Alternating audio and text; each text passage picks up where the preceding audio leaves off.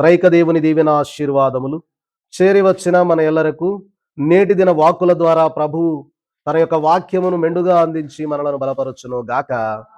ఆమేన్. అందరికీ మరణాత మరణాత. మంచిది. ఈ యొక్క శ్రేష్టమైనటువంటి సమయంలో దేవుని యొక్క వాక్యమును మనం ధ్యానం చేసుకుందాం. చదవబడిన లేఖన భాగంలో నుండి గలతీయులకు రాసిన పత్రిక 6వ అధ్యాయము 14వ వచనాన్ని మనం చూస్తే,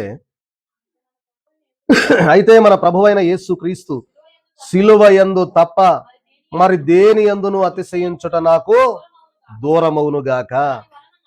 దాని వలన నాకు లోకమునకు నేనును సిలువ వేయబడి ఉన్నాము. చూడండి ప్రియమైన వారలారా, ఈరోజు మన అంశము మరి వాస్తవంగా టాపిక్ మారుద్దాం అనుకున్నా, అంటే అంశాన్ని మారుద్దాం అనుకున్నా. మరి మానవ హృదయం గురించి మనం చూస్తా ఉన్నాం. చెప్పమంటారా, వేరే చెప్పమంటారా? 10 పటాలు ఉన్నాయి, ఇది 4వది, ఇంకా 6 ఉన్నాయి. కాబట్టి మానవుని యొక్క హృదయానికి సంబంధించినటువంటి స్థితి, ఇందులో మన హృదయం ఏ స్థితి కలిగి ఉందో మనం చూడడానికి ఇవన్నీ జల్లెళ్ళు అనమాట. ఒక్కొక్క జల్లెడ, అది ఆ జల్లెడ ఏదో తెలుసుకోవటానికి అనమాట. కాబట్టి ప్రియమైన వారలారా, మరి ఈ యొక్క పటంలో ఉన్నటువంటి అంశాలన్నీ కూడా, మొదటి పటంలో ఉన్నవన్నీ మీ అందరికీ తెలిసినవే. ఒకసారి చెప్తారా? చెప్పండి. మొదటిది దేనికి సాదృశ్యం? నెమలి, మేక, పంది. తక్కువ మంది చెబుతున్నారు, మిగిలిన వాళ్ళు చెప్పట్ల, మీరు మర్చిపోయారు. తాబేలు, మరి పులి, పాము, కప్ప, లోభత్వము ధనాపేక్షకు గుర్తు. అలాగే నక్షత్రం దేనికి గుర్తు? అమ్మా కాదు, మనస్సాక్షికి గుర్తు. తర్వాత ఆ మధ్యలో కనపడతా ఉందో బొమ్మ, ఏంటది బ్లర్ అయిందా? దేనికి అది? సాతాను. కన్ను దేనికి అంటే దేవుని కన్ను. చూడండి, మరి ఇవన్నీ కూడా ఇలా మనం చూస్తూ ఉన్నాం. ఇది పాపి యొక్క హృదయం అని చూసాం. అలాగే ఇది ఏ హృదయానికి సంబంధించింది అంటే, పశ్చాత్తాపడినటువంటి మానవుని యొక్క హృదయంలో ఇలాంటి స్థితి ఉంటుందని 2వ పటంగా మనం చూసాం. పశ్చాత్తాపానికి గుర్తుగా ఆ యొక్క దేవదూత ఖడ్గము ధరించి మానవుని యొక్క పుర్రె ఒక చేతిలో ఉన్నటువంటి విధానం మనం చూసాం. ఖడ్గము దేవుని యొక్క వాక్యానికి సాదృశ్యం. పుర్రె దేనికి సాదృశ్యం అని చెప్పాం? దేనికి సాదృశ్యం అని? మీకు మాత్రం మరణాత. అందరికీ కొత్త సంవత్సరంలో అడుగు పెట్టబోదు, పాత విషయాలన్నీ మర్చిపోండి అనంటే ఇది మర్చిపోయారా? ఇది పంపదీసి అలా ఉంటదన్నమాట. కాబట్టి వాక్యం మీద దృష్టి పెట్ట. చూసారా, 7-8 వారాలు బట్టి ఇదే వాక్యం కంటిన్యూగా చెబుతా ఉన్నా, అయినా కూడా కంటిన్యూగా చెప్పినా మీరేం గుర్తుపెట్టుకోలేకపోతున్నారు? చెప్పిన వాక్యం గుర్తుపెట్టుకోలేకపోతున్నారు. అమ్మా, పుర్రె దేనికి సాదృశ్యం అంటే మానవుని యొక్క ఆయుష్కాలం, మానవుని యొక్క మనుగడ, ఈ లోకంలో నువ్వు ఎంతకాలం ఎట్ట జీవించినా చివరికి నువ్వు చనిపోవలసిందే. కానీ ఈ లోపులో నువ్వు సరి చేసుకోవాలి అని ఆ మానవుని పుర్రె మనకు తెలియజేస్తావు. ఆ పుర్రె, దేవదూతలో చేతిలో ఉన్న పుర్రె తెలియజేస్తాం. మళ్ళీ మీకు యూట్యూబ్లో కూడా పెడతా ఉన్న వాక్యం చూసుకోండి. ఎప్పుడైనా ఖాళీ ఉన్నప్పుడు అయ్యి చూడకుండా నాటికలో ఇదే వాక్యం మళ్ళీ ఒకసారి వినండి, అర్థమవుద్ది మానవుని యొక్క హృదయ స్థితి ఎలా ఉంది అనేదాన్ని. ఆ తరువాత నక్షత్రం, ఇది 2వ పటం, పశ్చాత్తాపం పొందినటువంటి హృదయానికి సాదృశ్యంగా కనబడతా ఉంది. 3వది మరి గత వారం చెప్పుకున్నాం, గత ఆదివారమే, మానవుని యొక్క హృదయంలో ఇది హృదయం దేనికి సాదృశ్యంగా కనపడతా ఉంది? అమ్మా బాగా చెప్పారు సైదీ గారు, మారు మనస్సు పొందిన ఆ హృదయానికి సాదృశ్యంగా ఉంది. కాబట్టి మారు మనస్సు పొందినటువంటి హృదయానికి సాదృశ్యంగా ఉన్నటువంటి ఈ యొక్క ఇమేజ్ లో ఉన్నటువంటి విధానం ఏంటి అంటే, దేవదూత చేతిలో ఏముంది? ఒక చేతిలో సిలువ ఉంది, ఒక చేతిలో పరిశుద్ధ గ్రంథం ఉంది. కాబట్టి ఈ యొక్క సిలువ దేనికి సాదృశ్యం, పరిశుద్ధ గ్రంథం దేనికి సాదృశ్యం అని నేను గత వారంలో మీకు తెలియజేశా. అయితే ఈ వారంలో మన పాఠం అంశం ఏంటి అంటే, ప్రియమైన వారలారా, ఈ రోజు మన అంశం ఏంటి అంటే 4వ పటము దేనికి సంబంధించింది అంటే, మానవుని యొక్క స్థితి క్రీస్తుతో అంట కట్టబడినటువంటి స్థితి ఎలా ఉంటది అనేది ఈరోజు పాఠం. యేసు క్రీస్తు వారితో అంట కట్టబడినప్పుడు ఆయన సిలువకు, ప్రియమైన వారలారా, మన నిమిత్తము ఆయన గాయపరచబడ్డాడు అనేటటువంటి తలంపు కలిగినటువంటి హృదయ స్థితి ఎలా ఉంటది? నా కోసమేనండి యేసయ్య ప్రాణం పెట్టాడు. అనేటటువంటి స్థితి కలిగిన వాని యొక్క హృదయ స్థితి అలా ఉంటది. చూసారా? ఈ హృదయ స్థితిలో మీకు ఎక్కడా కూడా ఎటువంటి జీవులు గాని ఏవి కనపడటం లేదు. కనపడుతున్నాయా? ఏవి లేవు. ఎందుకంటే మానవుని యొక్క హృదయ స్థితి ఎప్పుడైతే సిలువకు నేను అంటగొట్టబడవలసినది, కానీ ప్రభువు నా కొరకు ఆయన అంటగొట్టబడ్డాడు అనేటటువంటి మాట ఉన్నదే, ఈ మాటలు ప్రియమైన వారలారా తన హృదయంలోనికి రాగానే తన యొక్క హృదయ స్థితి అంతా కూడా మారిపోయినట్లుగా మనం చూస్తూ ఉన్నాం. చూడండి, మనం చదువుకున్న వాక్యము గలతీయులకు రాసిన పత్రిక 6వ అధ్యాయం 14వ వచనంలో నుండి మనం చూస్తే ఈ హృదయ స్థితి ఎలా ఉంటుంది అని ఇక్కడ భక్తుడు రాసిన మాట పౌలు గారు తెలియజేస్తూ, అయితే మన ప్రభువైన యేసు క్రీస్తు సిలువ యందు తప్ప మరి దేని యందును అతిశయించుట నాకు దూరమవునుగాక అన్నాడు పౌలు గారు. ఏంటంట? ఒకసారి చదవండి మీ అందరూ బైబిల్ తీసి.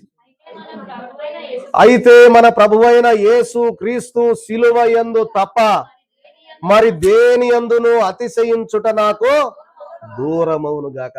ఎవడైనను అతిశయించాలి అంటే దేనిని బట్టి అతిశయించాలంటే అది యేసు క్రీస్తు వారిని బట్టి మాత్రమే అతిశయించాలి. ఎలా అంటే నేను క్రీస్తులో ఉన్నాను అనేటటువంటి అతిశయమే తప్ప నాకు ఒక 50 లక్షల ఆస్తి ఉందని నువ్వు అతిశయిస్తే ఆ 50 లక్షలు ఎప్పుడు పోతాయో తెలియదు అమ్మా. నాకు ఇదిగో బిడలు నాకు దిట్టంగా ఉన్నారు బలవంతులు అంటే వాళ్ళు ఎప్పుడు ఉంటారో ఎప్పుడు పోతారో తెలియదు. దేన్ని బట్టి అతిశయించాలి అంటే ఎవడైనను అతిశయింప గోరిన ఎడల అది క్రీస్తులోనే అతిశయించాలి అని పౌలు మహాభక్తుడు మరొక వాక్యంలో కూడా అంటాడు అమ్మా.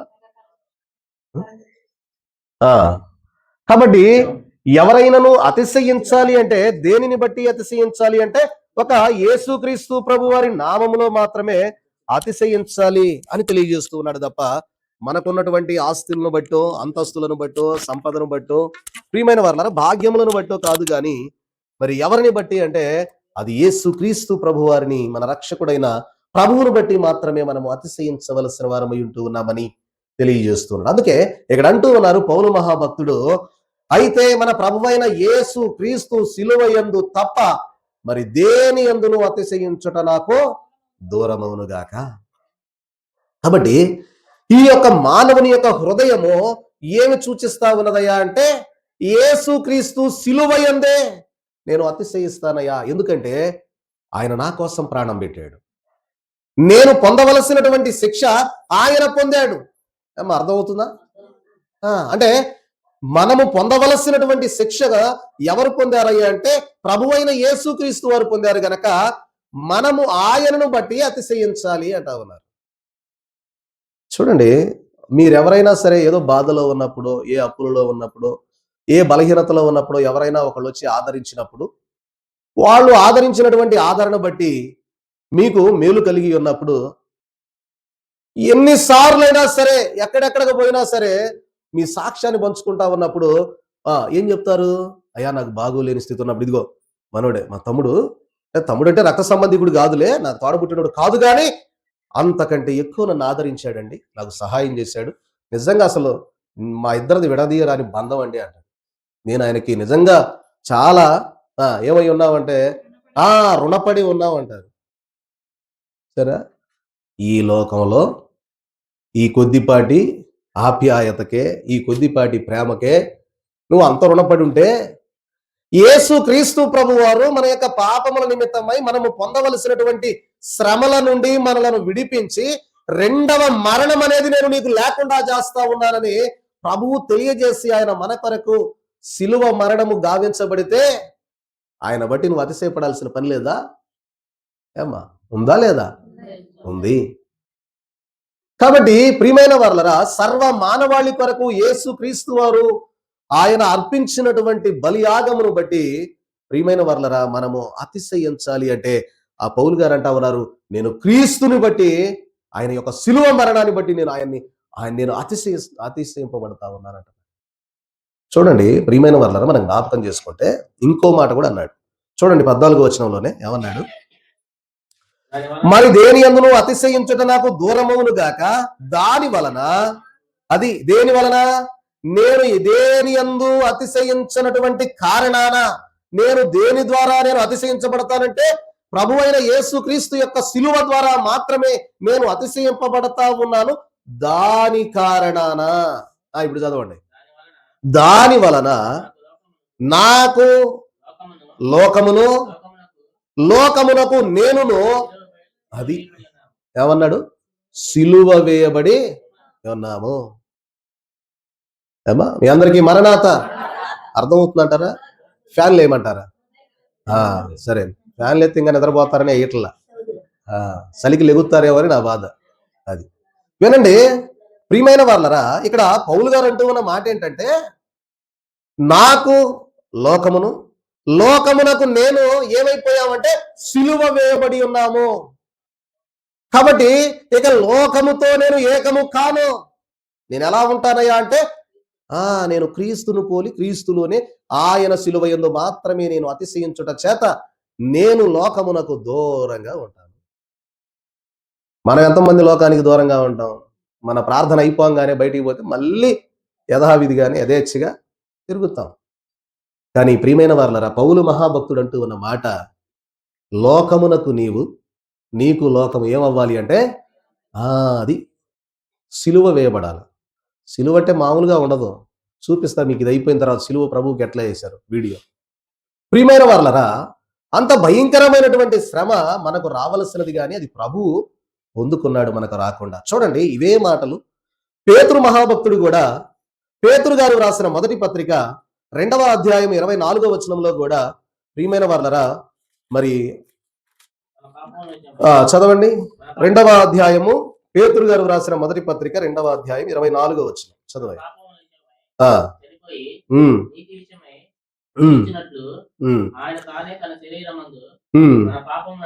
మన పాపముల విషయమై చనిపోయి, మనము పాపముల విషయమై చనిపోయి నీతి విషయమై జీవించున్నట్లు ఆయన తానే తన శరీరమందు మన పాపములను మ్రాను మీద మోసికొనెను. ఆయన పొందిన గాయముల చేత మీరు స్వస్థత నొందితిరి. అది చెప్తున్నాడు పేతురు గారు.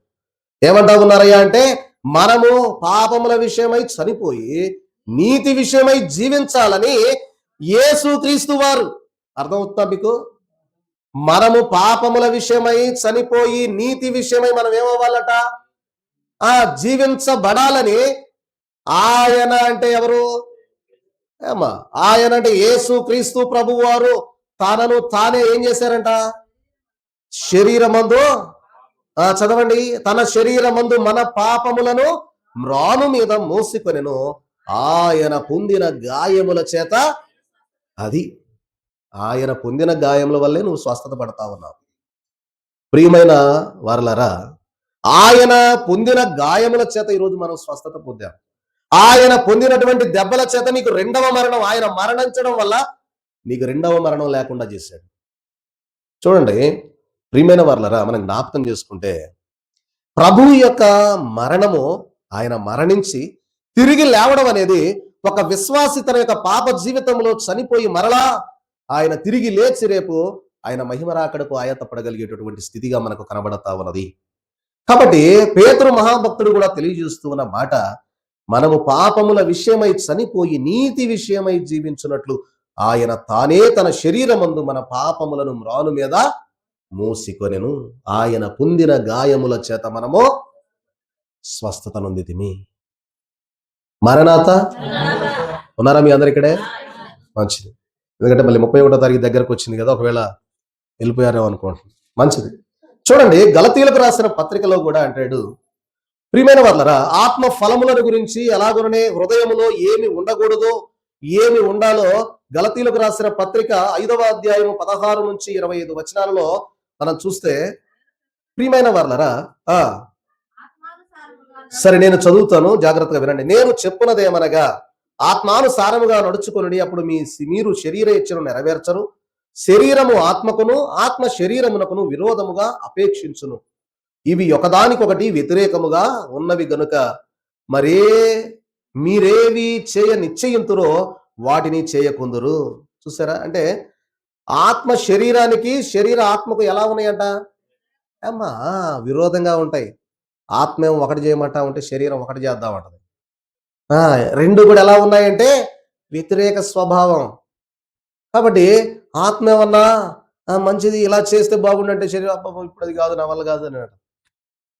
సినిమా చూడు కావాలంటే ఒక 2 గంటలు, అంతేగాని మందిరం పోవటం అంటే కష్టం అంటది. అంటదా? అందా? అనలేదంటే మీరు అందరూ దొంగలే.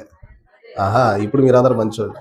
అది చూడండి 18వ వచనంలో అంటాడు, మీరు ఆత్మచేత నడిపింపబడిన ఎడల ధర్మశాస్త్రమునకు లోనైన వారు కారు.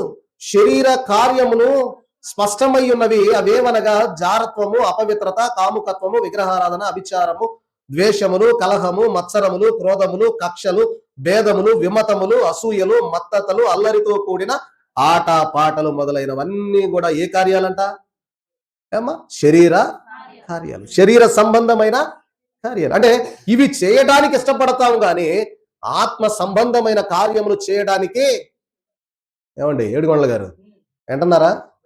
ఆ అంటే శరీర కార్యాలు చేయడానికి మానవుడు ఇష్టపడతా ఉన్నాడు కానీ ఆత్మ సంబంధమైనటువంటి కార్యములు కలిగి ఉండడానికి ఇష్టపడడం లేదు అంటున్నాడు పౌలు గారు. చూడండి, ఆత్మ సంబంధమైనటువంటి కార్యములు, ఆత్మ ఫలములు ఏవనగా చూడండి 22వ వచనంలో మనం చూస్తే ఆత్మ ఫలాలు రాశాడు. అయితే ఆత్మ ఫలం ఏమనగా ప్రేమ, సంతోషము, సమాధానము, దీర్ఘశాంతము, దయాళుత్వము, మంచితనము, విశ్వాసము, సాత్వికము, ఆశా నిగ్రహము, ఇట్టి వాటికి విరోధమైన నియమేమేమిదియో అది. ఆత్మ ఫలాలు ఏమన్నా ఇవి, ఇందాక చదివినవి ఏమన్నా శరీర కార్యాలు. ఇప్పుడు మీరు వేటిని నెరవేర్చగోరుతున్నారు అని పౌలు గారు ప్రియమైన వర్లరా తెలియజేస్తున్నారు. చూడండి, ఇక్కడ ఉన్నటువంటి ఈ యొక్క ఇమేజ్ లో ఉన్నటువంటి మనకు కనబడతా ఉన్నటువంటి వ్యక్తి యొక్క హృదయము యేసు క్రీస్తుతో సిలువ వేయబడినటువంటి స్థితి కలిగి శరీర కార్యములకు సిలువ వేసి ఆత్మ కార్యములను ఉంచుకున్నటువంటి వ్యక్తి యొక్క హృదయ స్థితి ఇలా ఉంటది అని తెలియజేస్తా ఉన్నాడు. మొదటి పటంలో మనం చూసింది పాపస్థితి, రెండవది పశ్చాత్తాపడిన వాని యొక్క హృదయ స్థితి, పశ్చాత్తాపడిన వాడు మారు మనస్సు పొందినది మూడవ హృదయ స్థితి. ఇది ఇక నేను దేని యందు అతిశయించను, ఇక నేను అతిశయించేది యేసు క్రీస్తు సిలువలోనే. ఆయన నా కొరకు గాయపరచబడ్డాడు, నా కొరకు ఆయన నిందలు పొందాడు, అవమానాలు పొందాడు, బాధపడ్డాడు, ఇవన్నీ నా కొరకే చేశాడు గనక అనేటటువంటి హృదయం కలిగినటువంటి స్థితి ఇలా ఉంటది. అర్థమవుతుందా? మంచిది, గుర్తుపెట్టుకోండి, లేకపోతే ఉపయోగం లేదు. చూడండి ప్రియమైన వర్లరా, సిలువ ఎలాగా యేసు క్రీస్తు వారికి వేయబడినటువంటి సిలువ మరణాన్ని మనం జ్ఞాపకం చేసుకుంటే మన పాపముల విషయమై మనము శరీర కార్యములను నెరవేరుస్తూ ఉన్నటువంటి క్రమంలో మనకు రావలసినటువంటి శిక్షలు ఏవైతే ఉన్నాయో అవన్నీ ప్రభు ప్రియమైన వర్లరా మరి ఆయన సిలువ కార్యములో జరిగించేశాడు. కాబట్టి అందుకే పౌలు గారు అంటాడు, మనం ఇంకనూ పాపులమై ఉండగానే యేసు క్రీస్తు ప్రభు వారు మన కొరకు ఆయన ఏమయ్యాడు అంటే సిలువ మరణము పొందాడు. మనం ఇంకనూ పాపులమై ఉండగానే ఆయన మన కొరకు సిలువ మరణం పొందాడు. కాబట్టి ఈ యొక్క హృదయ స్థితి కూడా ఏమి తెలియజేస్తా ఉందంటే, నేను దేవుని యందు తప్ప, ఆయన సిలువ మరణమందు తప్ప నేను దేని యందు అతిశయించుట నాకు దూరమవును గాక, అసలు నాకు అలాంటిది వద్దు అంటా ఉంది. మనలో ఎంతమంది అలా అనగలుగుతాం? ప్రియమైన వారలరా, మనకేదైనా కొద్దిపాటిది ఏదైనా కలిగితే దాని యందు అతిశయిస్తాం. మనకు ఒకవేళ మీ అందరికీ ఎన్ని ఎకరాలు ఉన్నాయో నాకు తెలియదు కానీ 100 ఎకరాలు ఎవరికి ఉండవు కనుక అనుకుందాం. 100 ఎకరాలు ఉన్నాయనుకోండి, ఇంకా అసలు మాటినే అవకాశమే ఉంటదంటారా? ఉండదు. కాబట్టి ప్రియమైన వర్లరా, నీవు అతిశయించేది ఏదైనా ప్రభువులోనే అతిశయించాలి కానీ నీకున్న దానిని బట్టో, సంపదను బట్టో, ధనాన్ని బట్టో, నీకున్నటువంటి ఏదో దాన్ని బట్టి అతిశయించాల్సిన పని లేదు. ఒకవేళ దానిని బట్టి అతిశయిస్తే ఏదో రోజు దాన్ని లేపేస్తాడు, అప్పుడు ఆ తర్వాత ఆటోమేటిక్గా మనం వచ్చేస్తాం. కాబట్టి అలా కాకుండా చూడండి, ఇక్కడ మనం జ్ఞాపకం చేసుకుంటే యేసు క్రీస్తు ప్రభు వారిని ఇక్కడ జ్ఞాపకం చేస్తూ సిలువ మరణానికి అప్పగించబడి వేలాడబడి ఉన్నటువంటి యేసు క్రీస్తు ప్రభు వారి యొక్క ఆ యొక్క ఛాయను అతను తన హృదయంలో భద్రం చేసుకున్నట్లుగా చూస్తూ ఉన్నాం. చూడండి ప్రియమైన వారలారా, ఇక్కడ మీకు ఆ ఫోటోలో చూస్తే ఒకటి యేసు క్రీస్తు ప్రభు వారిని కొట్టినటువంటి కొరడాలు, మరొకటిగా చూస్తే ఆయన ఎంతగానో ప్రేమించినటువంటి 12 మంది శిష్యులలో మోసగించినటువంటి శిష్యుడు 30 వెండి నాణేలకు యేసుక్రీస్తు ప్రభు వారిని అమ్మివేశాడు. కనపడుతుందా సంచి? యేసుక్రీస్తు ప్రభు వారు ప్రియమైన వారలారా గెత్సెమనే తోటలో ఉన్నప్పుడు రాణువ వారు వచ్చి ఆయనను తీసుకొని వెళ్ళడానికి తీసుకొని వచ్చినటువంటి లాంతరు చూడండి, ప్రియమైన వాళ్ళరా, యేసు క్రీస్తు ప్రభు వారికి మనం జ్ఞాపకం చేసుకుంటే ఆయన శరీరం మీద ఉన్నటువంటి అంగీని ఏం చేశారు? రాను వారు తీసుకొని చీట్లు వేశారు. ఆ పాచికలు, ఆయనను బంధించినటువంటి సంకెళ్ళు, ప్రియమైన వాళ్ళరా ఆయన తలకు పెట్టబడినటువంటి ముండ్ల కిరీటం, చూడండి ఇవన్నీ ఎందుకు హృదయంలో ఉన్నాయి? ఎందుకు అవి హృదయంలో ఉండాలంటున్నాడు షిమ్యోన్ రాజు గారు? ఎందుకు హృదయంలో ఉండాలంటున్నాడు ప్రభు? అమ్మా, ఈ ముండ్ల కిరీటం ఉందే, ఈ ముండ్ల కిరీటము నాకు పెట్టాల్సింది అని ఎవరి మట్టుకు వారు అనుకునే స్థితి. ఇది నాకు రావలసింది కానీ నా బదులు ఆయనే మన తలలో వచ్చే ఆలోచనలను బట్టి నేను పొందవలసిన శిక్ష ఆయన పొందాడు. ఈ కొరడా దెబ్బలు నేను తినాల్సింది, నా బదులు ఆయన తిన్నాడు. నేను మోసగింపబడవలసినది, కానీ నా బదులు ఆయన మోసగించబడ్డాడు. నా వస్త్రాలు అని ఇలాగ ప్రతిదీ కూడా ఆ యొక్క మానవుని హృదయంలో ఉంచుకుంటా ఉన్నాడు. ఉంచుకొని ఇవి తలంచుకుంటూ గలతీ పత్రిక 6:14 చెప్పబడిన మాట, ఇక నేను అతిశయిస్తే నా ప్రభువును బట్టి, ఆయన శిలువ మరణాన్ని తప్ప నేను దేనిని బట్టి కాదట అన్నాడు. చూడండి, అక్కడ ఒక బల్లెం కనపడతా ఉంది. నిచ్చెన ఒకటి వేసాడు, స్తంభం ఒకటి వేసాడు, అంగి వేసాడు. ఈ అంగి వాళ్ళు చీట్లు వేసుకొని పంచుకున్నారు. ప్రియమైన వారలారా, చూడండి, శిలువ మ్రానుకి వేయబడినటువంటి ఆ నిచ్చెన మరణించాడని నిర్ధారణ కొరకు ప్రభు ప్రక్కలో బల్లెపు పోటు పొడిచారా లేదా? పొడిచారు. కాబట్టి ప్రియమైన వారలారా, మనం జ్ఞాపకం చేసుకుంటే పైన ఏం కనపడుతుంది? నిన్ననే గారు పండగ అయిపోయింది, కోసామనబాకండి. ఏం కనపడతా ఉంది? కోడి పుంజు. దాన్ని చూడంగానే బైబిల్ గ్రంథంలో మనకి ఎవరు గుర్తు రావాలా? బాగా చెప్పారు. పేతురు గారు ఏం చేశాడు? అసలు ఆయనను నేను ఎరగను, నాకు అసలు తెలియదమ్మా, నేను ఇప్పుడే వచ్చాను. ఎవరితో అన్నాడు ఆ మాట? ఎవరికి భయపడ్డాడు? చిన్న పిల్లకి. చూసారా? ఇవన్నీ కూడా ప్రభువు అయినా కూడా పేతురుని ఏం చేశాడు? పశ్చాత్తాపడితే క్షమించాడా లేదా? కాబట్టి మానవుని యొక్క హృదయంలో ఇవన్నీ ఏం తెలియజేస్తా ఉన్నాయంటే, నువ్వు అలా ప్రభువుని మోసగించినా కూడా ప్రభువు క్షమించాడు కదా. కాబట్టి ఆయన మనలను క్షమించేవాడుగా ఉన్నాడు గనక నేను ఆయన శిలువ మరణాన్నే నేను ప్రచురము చేస్తాను, ఆయన శిలువ యందే నేను అతిశయిస్తాను అనే తీర్మానం ఈరోజు నీ హృదయంలో రాకపోతే నువ్వు చర్చికి రావడం అనవసరం. ఇంకా రేపు నుంచి మానేశారు మరణాత. మీకు మనం సిద్ధపడాలని చెబుతున్నా. ఇక అయ్యగారు వద్దన్నారు, రేపు వారం నుంచి ఇంక వద్దన్నారని చెప్పి మానేశారమ్మా, మీ అందరికి మరణాత. కాబట్టి గమనించండి ప్రియమైన వారలారా, తెలియజేస్తూ ఉన్నటువంటి మాట ప్రభు కదిగో చిరక అందించినటువంటి చేదు చిరక. ఆ చిరకను కూడా ఎవరి కోసం అంటే నా కోసమే భరించాడు. ఆయన దప్పికొంటే వారు నీటికి బదులు చేదునిచ్చారు, నా కొరకు ఆయన చేదును కూడా భరించాడు. చూడండి, ఆయన ముఖం మీద ఉమ్మి వేశారు. ప్రియమైన వారలారా, ఇక్కడ అంటూ ఉన్నాడు ఈ భక్తుడు, తెలియజేస్తూ అంటూ ఉన్నారు, ప్రభువుకి వేయబడింది ఒకసారే సిలువ, కానీ నువ్వు ప్రభువుని నమ్ముకొని పదే పదే సిలువ వేస్తా ఉన్నావు. అది సమస్య ఒకటి కాదు. ఒక్కసారి యేసుక్రీస్తు ప్రభు వారికి రోమా వారు సిలువ వేశారు, అయిపోయింది. కానీ ఆయన నువ్వు అంగీకరించాక, ప్రభువాని నువ్వు ప్రేమిస్తున్నానని చెప్పాక, అసలు నిన్ను తప్ప నేను అసలుకి ఎక్కడ వెంబడించట్లేదయ్యా అని బల్లబుద్ధి చెప్పాక నువ్వేమో తప్పిపోతా ఉన్నావు. దాని అర్థం ఏంటో తెలుసా? నువ్వు మరలా ప్రభువు నీ దేనికి అప్పగిస్తా ఉన్నావు? అది గుర్తుపెట్టుకుంటున్నాడు ఈ హృదయంలో. ప్రియమైన వారలారా, ఇక్కడ తెలియజేస్తూ ఉన్న మాట ఏంటంటే, మరలా ప్రభువును సిలువ వేసేటటువంటి స్థితిలో నువ్వు ఉంటా ఉన్నావా? ప్రియమైన వారలారా, ప్రభు వచ్చి 2020 సంవత్సరాలు ఇంచుమించుగా అయిపోయింది. ఆయన వెళ్ళాడు, వస్తాడు.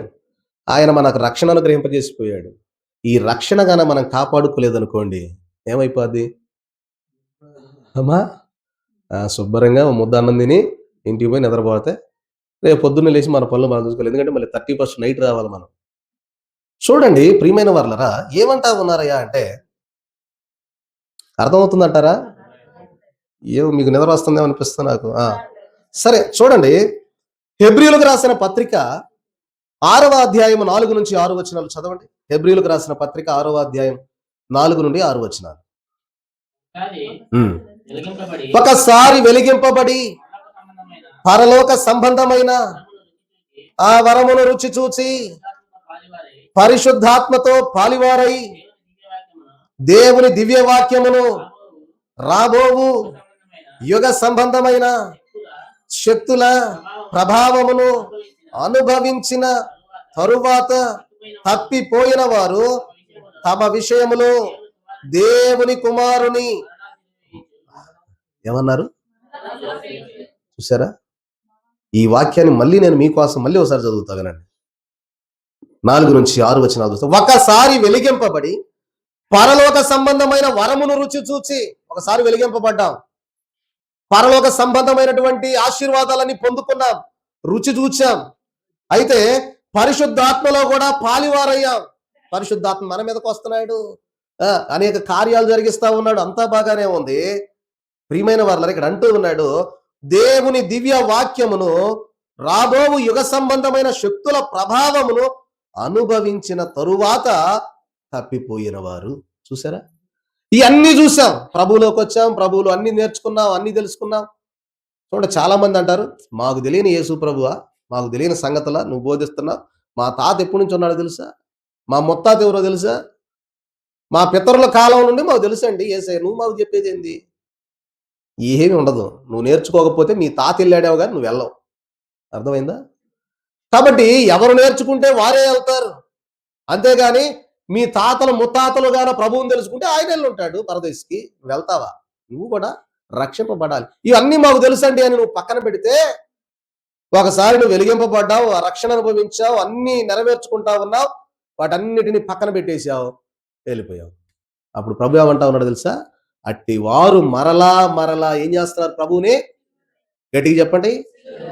అది అలా చేయకూడదు అని పౌలు మహాభక్తులు తెలియజేస్తూ అంటూ ఉన్నారు. తమ విషయంలో దేవుని కుమారుని మరలా సిలువ వేయిచు బాహాటముగా ఆయనను అవమాన పరచుచున్నారు గనక మారు మనస్సు పొందునట్లు అట్టి వారిని మరలా నూతన పరచుట కఠినమైపోతాయి. ఇంకా హృదయాలు ఎలా అయితే అంట అమ్మా కఠినమైపోతాయి. చేశాడులేండి, అప్పట్లో ఏదో మేము వచ్చాం, ప్రార్థన చేశాం, అప్పుడు ఏదో చేశాడులేండి, ఇప్పుడు ఏం చేయట్లా, మాకు నాకు అవసరం లేదు. ఎవరికి ఇబ్బంది? ఇప్పుడు ఏం అర్థం కాదు, అది తర్వాత అర్థం అవుద్ది. ఈ మాట ఎవరి గురించి రాశాడంటే, ఈ భక్తుడు రాసిన మాట ఏంటంటే, అది చదువుతాయినండి. క్రైస్తవులు అనేకులు ప్రార్థనా మందిరాలలో చేరి ప్రభురాత్రి భోజన సంస్కారమును ఆచరించుచు పాటలు పాడుచు పైకి భక్తిగల వారి వలె జీవించి పాపపు దాస్యము నుండి పూర్తిగా విడుదల పొందక కాలము గడిపే స్థితిలో ఉందురు, అట్టి వారు ప్రభువును మరలా సిలువ వేయుచున్నారన్నాడు. సరే, అంటే ఎవరు సిలువ వేసేది? రక్షణ పొందుకున్నాం, ప్రభు శరీర రక్తాలు అందుకుంటున్నాం, రోజు గుడికి వస్తా ఉన్నాం, పాటలు పాడుతా ఉన్నాం, పరిచర్యలో వాడబడతా ఉన్నాం, అన్ని వాడబడేటటువంటి క్రైస్తవులుగా పిలవబడినారు, సంస్కారం కూడా అందుకుంటున్నా అనేటటువంటి మనమే ముందు సిలువ వేసేది. తీసుకురండి, కొడదాం, సిలువు కొడదాం, ప్రభువుని బాహాటంగా కొడుతున్నారు పౌలు గారు రాశారు అన్నమాట. ఈయన భక్తుడు ఆ మాట రాశాడు, పౌలు గారు చెప్పిన మాట పరిశుద్ధ గ్రంథంలో బాహాటముగా ప్రభువుని ఏం చేస్తా ఉన్నావు? అది అవమాన పరుస్తా ఉన్నావు. అవమానమా కాదా? నలుగురిలో పోయినప్పుడు ప్రభువుకి అవమానమా కాదా? అమ్మా ఏంటి వచ్చావు, అప్పుడు వెళ్తా ఉంటివే అంటే, ఏం లేదులేండి, అక్కడ ఏం లేదు. మరి ఎందుకు అంతగానం పోయావు? అప్పుడు ఏముండదు, చూసావా, నువ్వు రాకపోయినా నష్టం లేదు, కానీ వచ్చి ప్రభువుని ఏం చేశావు? అవమానపరిచి. చూసారా? అంటే ప్రభువు అందరినీ ఆకర్షిస్తా ఉన్నాడు, అందరికీ ప్రేమ చూపిస్తా ఉన్నాడు, రండి రండి రండి. వచ్చి ప్రభువులో నువ్వు బలపడి ఆయనలో శ్రమైనా నిందైనా అవమానమైనా మనం అందుకుంటే ఆయన రేపు తన మహిమ సింహాసనం దగ్గర నీకు చోటిస్తాడు. నువ్వు ఈడ అంగీకరించలేదు అనుకోండి, ఆడిగిపోతే నిన్నెందుకు రానిస్తాడు? ప్రభువా, ఇందాక చదివాం కదా, ప్రభువా ప్రభువా అని పిలుచువాడు మత్తయి సువార్త 7వ అధ్యాయం 21 నుంచి 27 వచనాల్లో ఉన్న మాట, ప్రభువా ప్రభువా అని పిలుచువాడు పరలోక రాజ్యం చారడు. చెప్పేశాడు, డైరెక్ట్గా చెప్పేశాడు ప్రభు. ప్రభువా ప్రభువా ప్రభువా అనేవాడు ప్రతివాడు పరలోక రాజ్యం చేరడు. పరలోకమందున్న నా తండ్రి చిత్తము చొప్పున ఎవరైతే చేస్తారో వాళ్ళు చేరతారు. అది నేను బాప్తిజం పొందుకున్నానయ్యా, ప్రతి నెలలో సంస్కారం తీసుకుంటున్నా, కానీ క్రియలు బాగలా, ఏం చేస్తాడు అప్పుడు? కాబట్టి ప్రియమైన వాళ్ళరా, అదే మాటలు ప్రభు తెలియజేస్తున్నాడు. ఇంకా చాలా సందర్భం ఉంది కానీ మరి సమయం లేదు గనక నా మాటలు ముగిస్తూ ఉన్నాను. చివరిగా కొన్ని మాటలు చెప్పి నేను ముగిస్తాను. ఇంకొక 10 నిమిషాలు ఉంది. చూడండి, హెబ్రీలకు రాసిన పత్రిక 10వ అధ్యాయం 26 నుంచి 29 వచనాలు చదవండి ఒకసారి. హెబ్రీలకు రాసిన పత్రిక 10వ అధ్యాయం 26 నుంచి 29 వచనాలు చెప్తారు, చదవండి. మనము సత్యమును గూర్చి అనుభవ జ్ఞానము పొందిన తరువాత బుద్ధిపూర్వకముగా పాపము చేసిన ఎడల పాపములకు బలి ఇకను ఉండదు గాని న్యాయపు తీర్పునకు భయముతో ఎదురు చూచుటయు విరోధులను దహింపబోవు తీక్షణమైన అగ్నియునిక. ఊరి నాయను, చదివారు ఎప్పుడన్నా వాక్యం? ఎప్పుడు చదివినా అర్థం కాదు, ఇప్పుడు చదివితే అర్థం అవుతుంది. ఒకసారి మళ్ళీ చదువుతా చూడండి. ఏమంటా ఉన్నారు ప్రభు అంటే, మనము సత్యమును గూర్చి అనుభవ జ్ఞానము పొందిన తరువాత, యేసు క్రీస్తు ప్రభువారు సత్యమని నువ్వు అంగీకరించిన తర్వాత, ఆయన మాత్రమే రక్షకుడని నువ్వు తెలుసుకున్న తర్వాత, ఆయనను నీ హృదయంలో పదిలపరుచుకున్నాక, ఆయన దగ్గరకు నీవు వస్తూ ఉన్న తర్వాత అసలైన సత్యము ఇదే అని రూఢిగా తెలుసుకున్నావు. మంచిదే, అసలైన దాన్ని నువ్వు సంపాదించుకున్నావు. అందును బట్టి దేవునికి మహిమ కలుగును గాక. ఆమేన్. ప్రియమైన వారలారా, ఈ యొక్క మందిరంలో ఏకీభవించిన వారలారా, దేవుని గురించినటువంటి అనుభవ జ్ఞానం మీరు పొందుకున్నారు. ఇది మంచిది. ఆయన సత్యం ఏంటో మీరు తెలుసుకున్నారు కాబట్టి మీరు ఆయన సన్నిధిలోనికి వచ్చారు. అయితే పౌలు గారు ఒక హెచ్చరిక చేస్తా ఉన్నాడు. ఏంటి ఆ హెచ్చరిక అంటే, ఇక్కడ అంటూ ఉన్నాడు, మనము సత్యమును గూర్చి అనుభవ జ్ఞానము పొందిన తరువాత బుద్ధిపూర్వకముగా పాపము చేశావా ఏమన్నాడు? పాపములకు ఇంకా బలి లేదు. ప్రభు ఒకసారి సిలువ వేయబడాడు, నువ్వు మళ్ళా చేయని ప్రతి పాపానికి ఆయన మళ్ళీ సిలువ ఎక్కాలంటే కష్టమే, అయిపోయింది. ఒక్కసారి సిలువ అప్పగించబడి అయిపోయింది. అయితే ఒకవేళ నువ్వు తెలియక ఏదైనా పాపంలో పడిపోతే, అందుకే కదా మనం ఆరాధన పుస్తకంలో ప్రతి ఆదివారం మనం ఏం చెప్పుకుంటాం? పాపక్షమాపణ. చూడండి, ఇక్కడ ఏం చెప్తా ఉన్నాడంటే, బుద్ధిపూర్వకముగా అంటే తెలిసే, అది పాపం అని తెలుసు, అందులో పడ్డావా, ఏమంటా ఉన్నాడు? ఇక దానికి బలి లేదు. ఏముంటదంట? చదవండి, ఏమంటా ఉన్నాడు? న్యాయపు తీర్పునకు భయముతో ఎదురు చూచుటయు విరోధులను దహింపబోవు తీక్షణమైన అగ్నియు.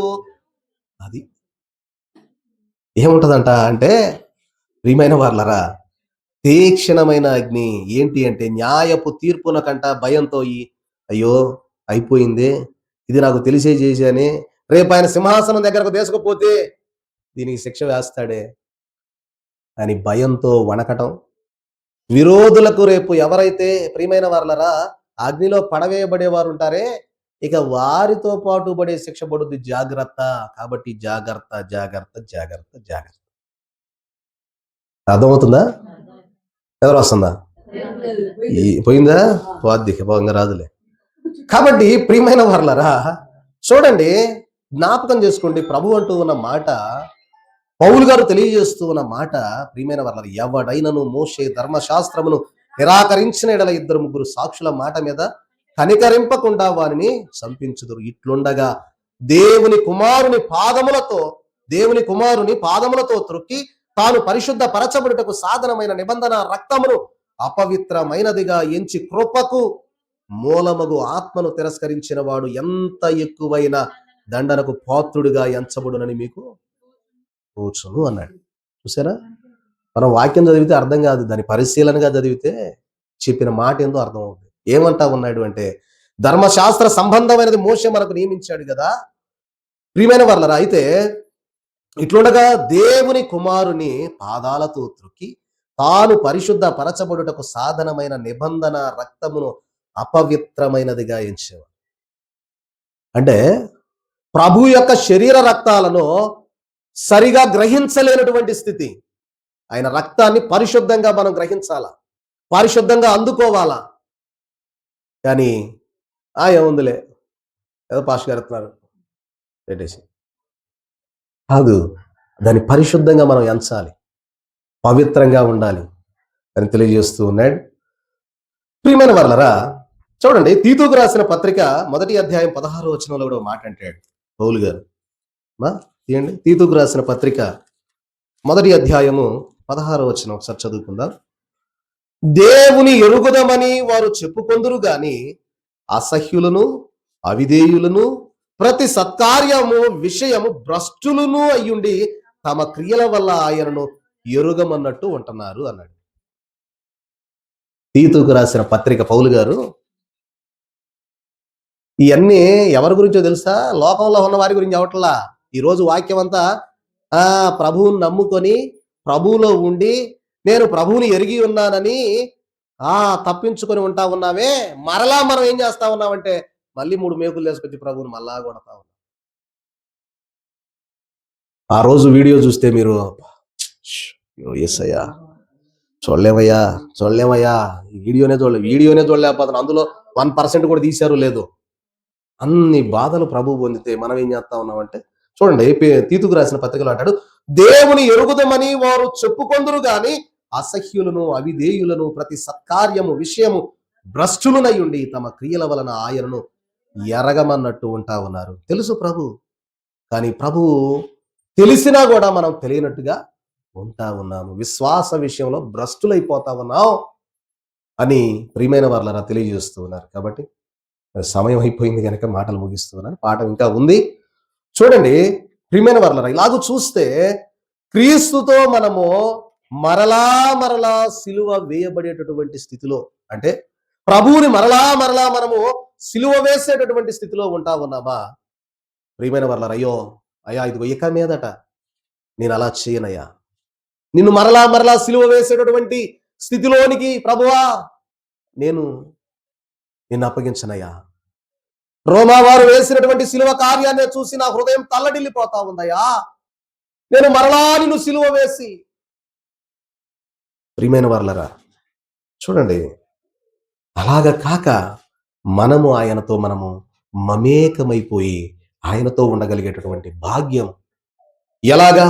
ఈ యొక్క పశ్చాత్తాపము పడినటువంటి మారు మనస్సు పొందిన వ్యక్తి తన హృదయములో ఇదిగో ఇక నేను అతిశయింపబడితే క్రీస్తు సిలువతోనే తప్ప ఇక నేను దేని యందు అతిశయపడినా సరే దాన్ని దూరమవును గాక అని పలికినటువంటి భక్తుడు తెలియజేసినట్లుగా మనం కూడా దూరముగా ఉండి ఆయన మహిమ రాకడకు ఆయత్తపడగలిగే ధన్యత ప్రభు చేరి వచ్చిన మన ఎల్లరకు దయచేయును గాక. ఆమేన్.